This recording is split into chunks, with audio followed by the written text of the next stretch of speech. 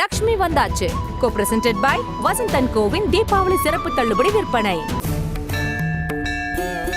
கடவுளே, எங்க சக்தியை நாங்க பழைய மாதிரி பார்க்கணும். அவனோட மனசுல இருக்கிற கெட்ட எண்ணமெல்லாம் இன்னையோட அவனை விட்டு போயிடணும்.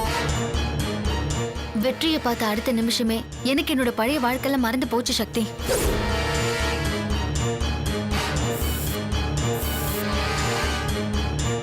நான் உன்னை கல்யாணம் பண்ணிக்கணும்னு நினைக்கிறேன். நீ ஒத்துக்கிட்டாலும் ஒத்துக்கலனாலும் உன்னை நான் கல்யாணம் பண்ணிப்பேன். யோசிச்சு உன் சம்மதத்தை சொல்லு. சம்மதத்தை மட்டும்தான் சொல்லணும். சம்மதிக்காத பட்சத்துல கட்டாய கல்யாணம் கட்டாயமா நடக்கும்.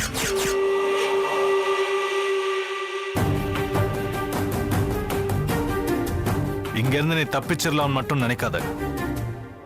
ஏன்னா அது முடியாது. யோசிச்சு வை. நான் கொஞ்சம் வெளியே போயிட்டு வரேன்.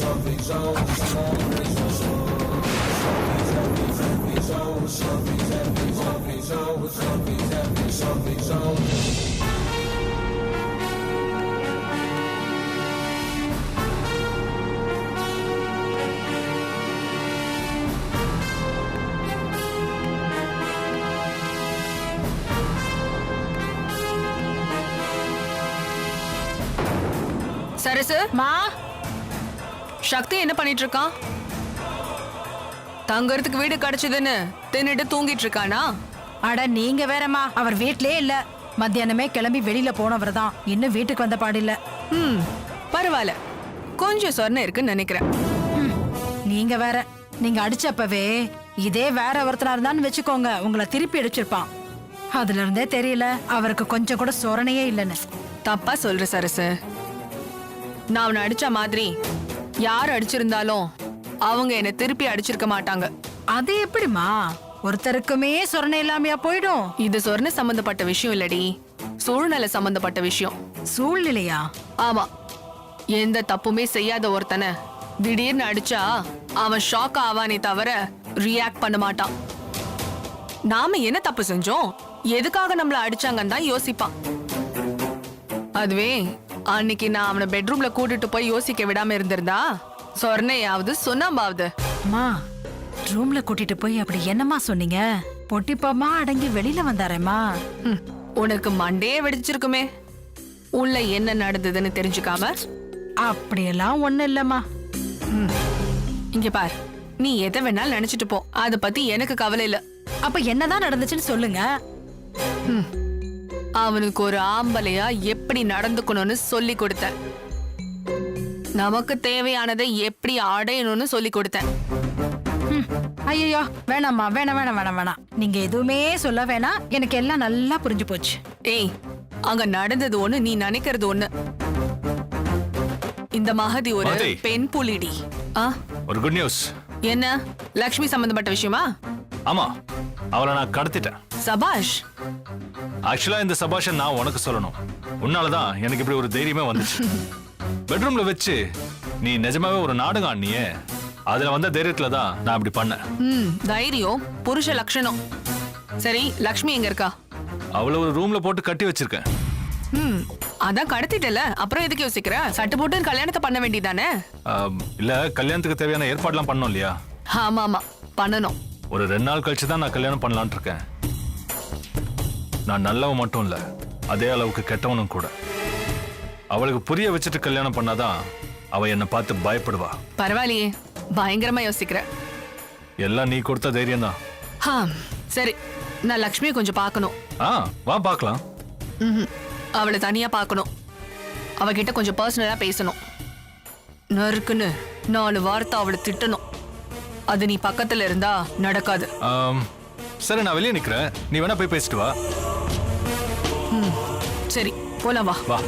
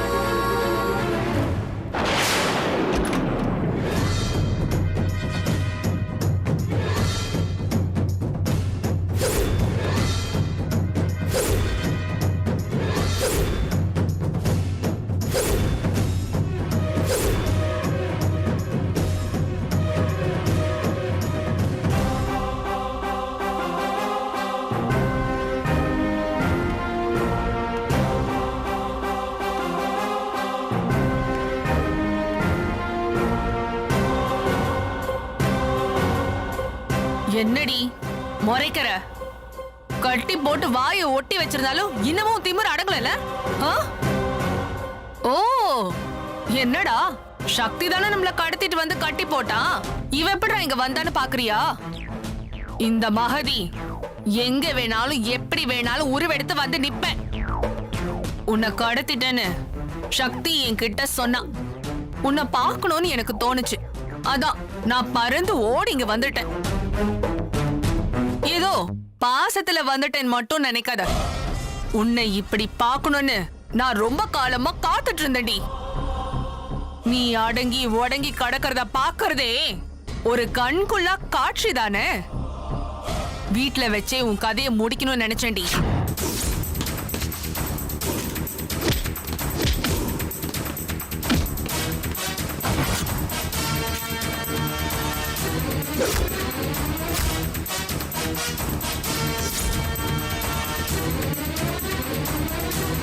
அங்கேயும் நீ தப்பிச்சிட்ட. அதுக்கப்புறம் உன்னை ஸ்ட்ரெயிட்டா மார்ச்சரிக்கு அனுப்பணும்னு நினைச்சேன். அங்கேயும் நீ தப்பிச்சிட்ட.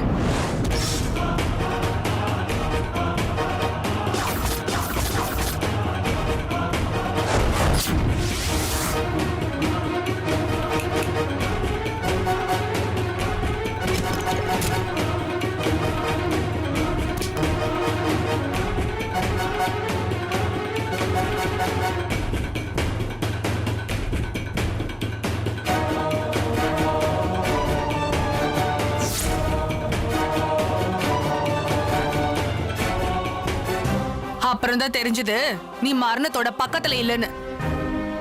என்ன பண்ணலான்னு யோசிச்சுக்கிட்டே இருந்தேன். அப்புறமா தான் தோணுச்சு உனக்கு மரணத்தை விட பெரிய தண்டனை நான் கொடுக்கணும்னு. அததான் இப்ப சக்தி வச்சு பண்ண போறேன்.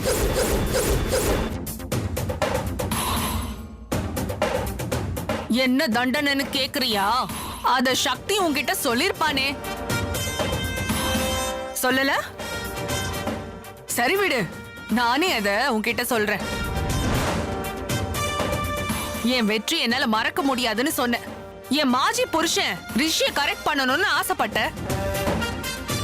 ஆனா நான் அதுக்கும் மேல போய் உன்னோட கொழுந்தனார் சக்திய உனக்கு கல்யாணம் பண்ணி கொடுத்து உனக்கு பெரிய தண்டனையா கொடுக்கணும்னு முடிவு பண்ணி வச்சிருக்கேன்.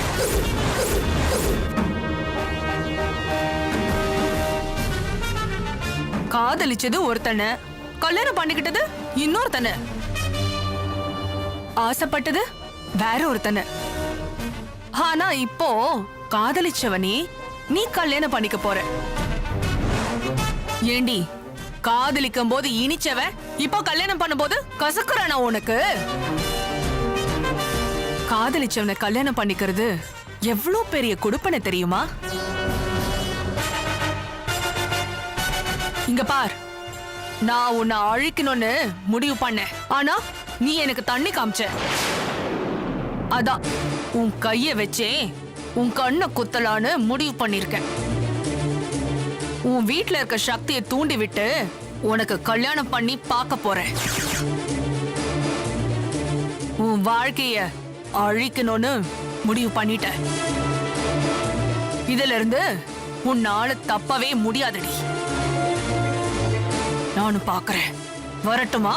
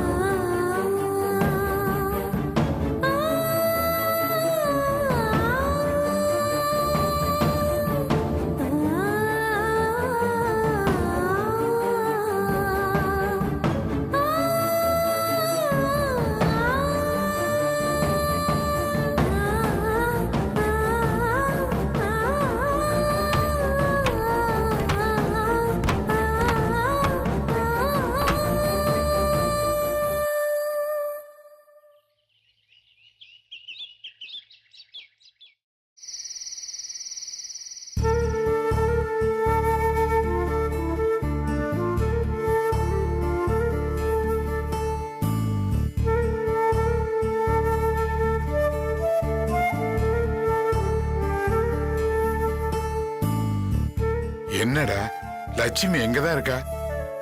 தெரியலப்பா. எவ்வளவோ முயற்சி பண்ணி பார்த்துட்டோம், ரிங்கே போக மாட்டேங்குது. ஒருவேளை அவ போன் ரிப்பேரா இருக்குமோ? தெரியலையேம்மா. இவ்வளவு நேரம் அவன் வீட்டுக்கு வராம இருக்க மாட்டாளேடா. அதுவும் யாழினிக்கு உடம்பு சரியில்லைன்னு தெரிஞ்சும் இவ்வளவு நேரமா வராம இருக்கா? ஒருவேளை ஆபீஸ்ல ஏதாவது வேலையா இருப்பாளே என்னமோ. தங்கவேலு, ரிஷி தம்பிக்கு தான் கொஞ்சம் போன் பண்ணி கேள. ஐயோ, அவ போனுக்கு மட்டும் தான் நான் ட்ரை பண்ணிட்டே இருக்கேன். இது எனக்கு தோணவே இல்லை பாருங்க. இப்ப பண்ணுங்க.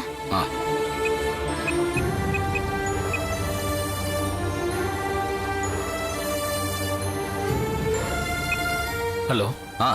நான் தங்கவேலு பேசுறேன். சொல்லுங்க சார். என்ன போனு? ஒன்னும் இல்ல, லட்சுமி இருந்தா கொஞ்சம் போனை கொடுக்குறீங்களா? லட்சுமியா? சார் அவங்க எப்பவோ கிளம்பிட்டாங்க.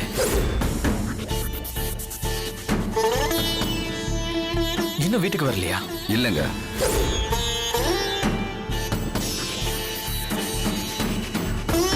அவங்க கிளம்பி 2 ஹவர்ஸ்க்கு மேல ஆகுதே. இன்னைக்கு அவங்க கொஞ்சம் சீக்கிரமாவே கிளம்பிட்டாங்களே. வெளியில எங்கேயாவது போயிருப்பாங்க போல இருக்கு சார். நீங்க அவங்க நம்பருக்கு ட்ரை பண்ணி பாருங்களேன். அவங்க நம்பருக்கு லைனே போக மாட்டேங்குதுங்க. என்ன ப்ராப்ளம்னு தெரியல.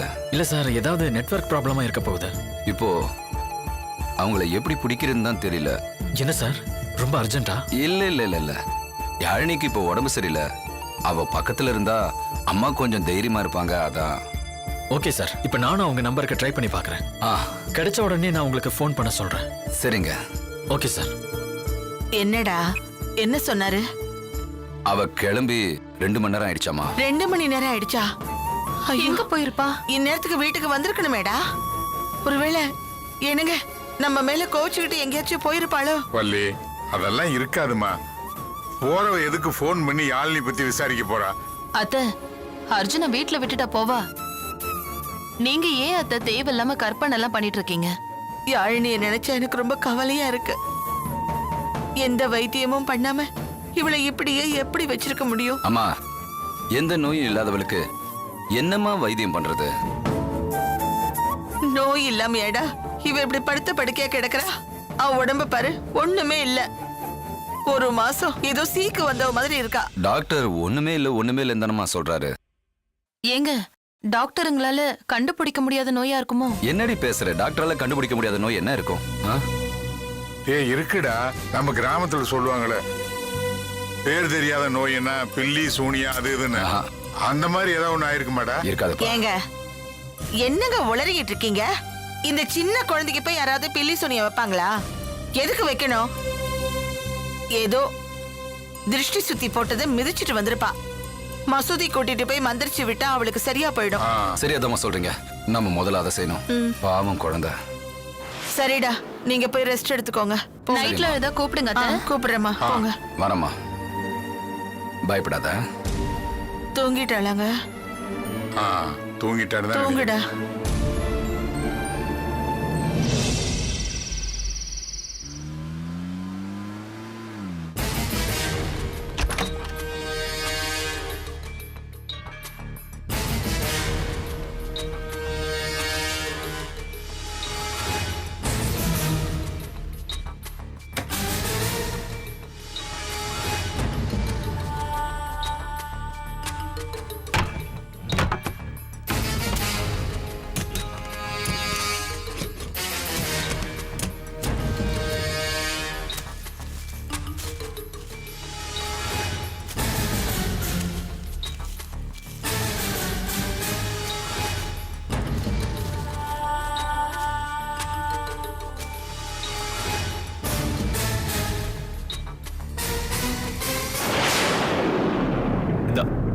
ஓ, பிளாஸ்டர் ஓட்டு இருக்குல்ல,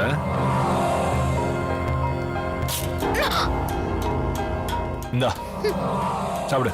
சக்தி, சக்தி, நீ பண்றது ரொம்ப பெரிய தப்பு சக்தி. நான் உன் அண்ணிடா. நான் உங்ககிட்ட ஏற்கனவே சொல்லிட்டேன், இந்த கதையெல்லாம் மறந்துடுன்னு. எப்படி நான் மறக்க முடியும்? உனக்கு மூளைகில குழம்பு போயிடுச்சா? எதுக்கு இப்படி நடந்துக்கிற? மகதி ரொம்ப மோசமானவ. அவ என்ன பழி வாங்குறதுக்காக உன்னை யூஸ் பண்ணிக்கிறா. சொன்ன கேளு சக்தி. இது பார், நான் உன்னை கல்யாணம் பண்ணிக்க தான் போறேன், கொல்லவா போறேன். மகதி எனக்கு நல்லதுதான் செஞ்சிருக்கா. ஐயோ, உனக்கு நான் எப்படி புரிய வைக்க போறேனே தெரியல. கடவுளே, நீ எனக்கு எதுவுமே புரிய வைக்க வேண்டாம், எனக்கு எல்லாமே தெரியும். நான் குழந்தைன்னு நினைச்சியா? சக்தி, நீ அதுக்கும் மேல. குழந்தை கூட இப்படி ஒரு தப்ப பண்ணாது. அதுக்கு யார் யார் என்னென்ன உறவுன்னு தெரியும். அம்மா கிட்டதான். ஏய், போதும் போதும் போதும் போதும். இதான் உனக்கு கொஞ்சம் இடம் கொடுத்தா பேசிக்கிட்டே போற. முதல்ல பசியா இருப்ப, சாப்பிடு. இந்தா. என்ன பண்ற நீ? உன் கை கட்டி இருக்குல்ல, அதான் ஊட்டி விடுற. இவ்வளவு கேவலமானவனா நீ?